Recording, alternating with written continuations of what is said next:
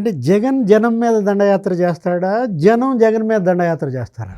ఒక పాలకుడికి ఉండకూడని 3 లక్షణాలు అవి. ఆ 3 మూర్తీభవించిన రూపం రగిలిపోయాడు. రైతుల్ని తిట్టాడు, మహిళల్ని తిట్టాడు, యూత్ని తిట్టి వదిలిపెట్టాడు. వాళ్ళని కొడతారా, వాళ్ళని తరుముతారా, నేనే వస్తా, నన్ను కొడతారా, నన్ను తరుముతారా అంటే ఆ పరిస్థితి తెచ్చుకోకూడదు.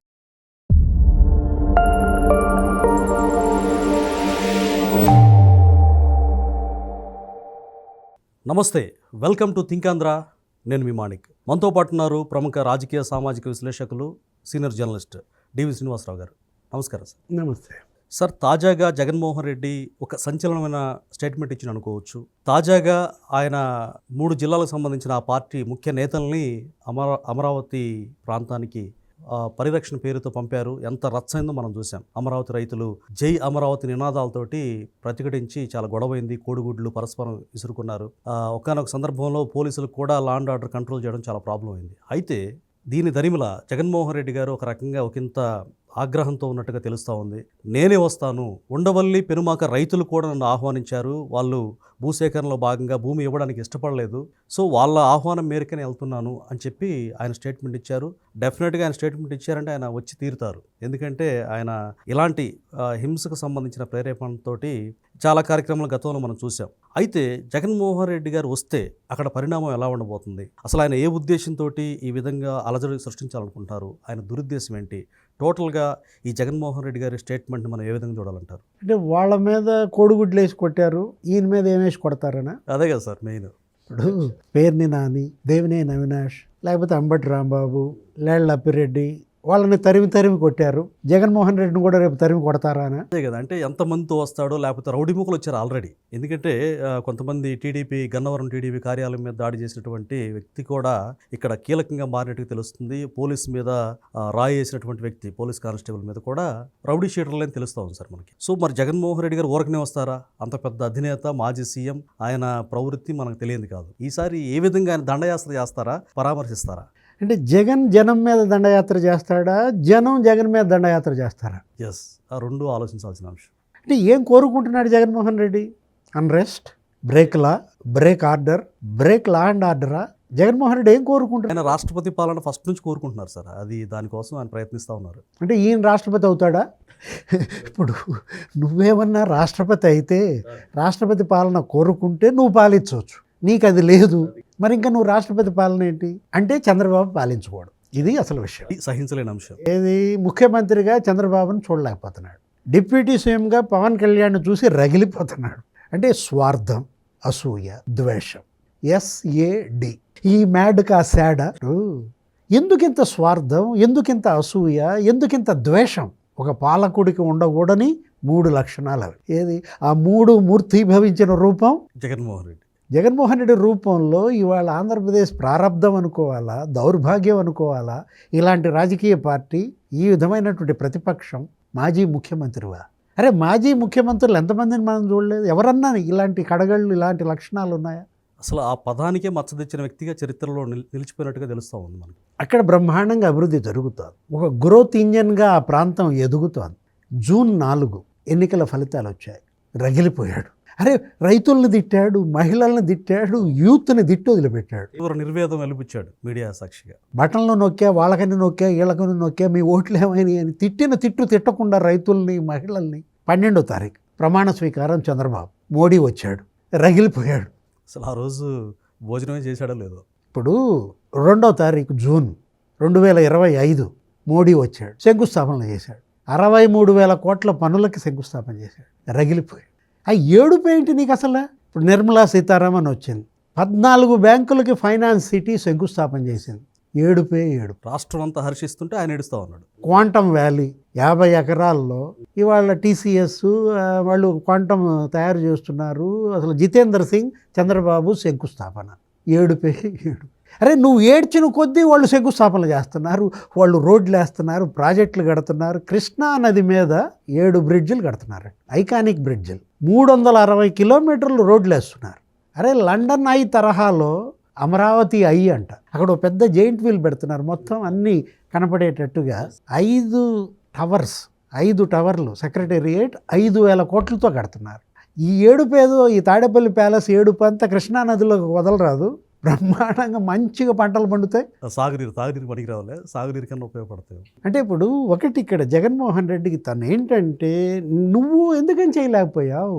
ఆ రోజు నేను ముఖ్యమంత్రిగా 5 ఏళ్ళు అవకాశం ఇచ్చారే, ఈ పనులన్నీ నువ్వు చేసేసి ఉంటే ఇప్పుడు ఈయనకు వచ్చిన ఎంపీ సీట్ల కన్నా నీకు 11 ఎక్కువ. ఇప్పుడు వీళ్ళకి ఎన్ని ఉన్నాయి ఎంపీ సీట్లు? 21 ఉన్నాయి లోక్సభ. నీకు 33 సీట్లు అటు లోక్సభ అయినా ఇటు రాజ్యసభ అయినా ఇస్తే నువ్వెందుకని మోడీతో తీసుకొచ్చి 1,00,000 కోట్లతో నువ్వు ఎందుకని శంకుస్థాపనలు చేయలేవు? కేంద్రం మెడలు ఉంచుతా అని కూడా చెప్పాడు సార్ గతంలో. ఈ బిల్డింగ్లన్నీ ఆ రోజు నువ్వు కంప్లీట్ చేసేసి ఉంటే, ఈ రోడ్లన్నీ నువ్వు వేసేసి ఉంటే నీకు ఈ పరిస్థితి వచ్చేదా? ప్రజలు బ్రహ్మరథం కట్టి మళ్ళీ గెలిపించేవాళ్ళు. ఇవాళ ఏడవాల్సిన పరిస్థితి వచ్చేదా?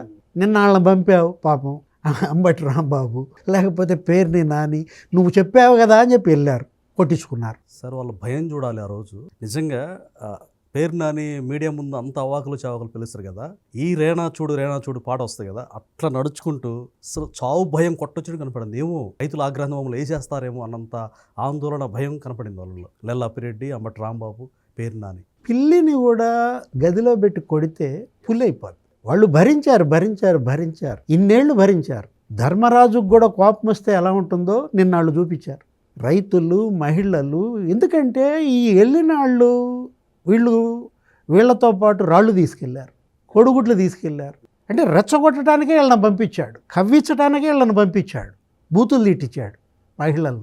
అంటే ఇప్పుడు ఇవాళ జగన్మోహన్ రెడ్డి మళ్ళా వస్తున్నాడు, వాళ్ళని కొడతారా, వాళ్ళని తరుముతారా, నేనే వస్తా నన్ను కొడతారా, నన్ను తరుముతారా అంటే ఆ పరిస్థితి తెచ్చుకోకూడదు. జగన్మోహన్ రెడ్డి ఇప్పటికి అయిపోయింది, ఏదో అయిపోయింది.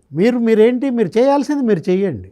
నువ్వు రైతుల సమస్యల మీద స్పందించు, బొత్స సత్యనారాయణ పంపించు అక్కడికి, శాసన మండలి ప్రధాన ప్రతిపక్ష నాయకుడు, ఉండవల్లి వెళ్ళమను, పెనుమాకి వెళ్ళమను. ఇప్పుడు నువ్వు చెప్పిన 27 మంది ఎవరో ఉన్నారు కదా మీ బంధువులు, వాళ్ళ ఇళ్ళకి పంపించు, వాళ్ళు ఏదో చెప్తారు సమస్యలు, కౌన్సిల్తో మాట్లాడమను. కన్నబాబుని పంపించు, వ్యవసాయ మంత్రిగా చేశాడు కదా నీ దగ్గర Kurasala Kannababu. Jail party bail party ఏదో అన్నట్టున్నాడు నిన్న, అప్పట్లో గుర్తులేదేమో నీకు, ఇప్పుడు గుర్తొచ్చి ఉంటుంది. మనం చెప్పాం కదా కన్నబాబు అంటే కురసాలంటే నీకు తెలియకపోవచ్చు, బెయిల్ అంటే తెలుస్తుంది.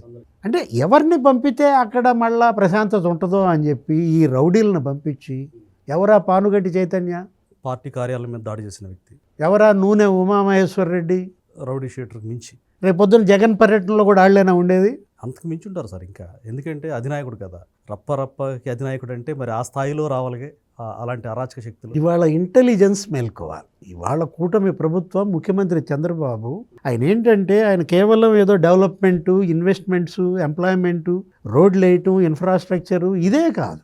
ఈ లంప్ అండ్ గ్యాంగ్, ఈ అరాచక శక్తుల యొక్క కదలికలపై నిఘా ముమ్మరం చేయాలి. ఇంటెలిజెన్స్ మేల్కోవాలి. పోలీసు శాఖను ప్రక్షాళన చేయాల్సిన అవసరం వచ్చేసింది. ఎందుకంటే జగన్మోహన్ రెడ్డి ఇవాళ అతను అరెస్ట్ తప్పదంటున్నారు.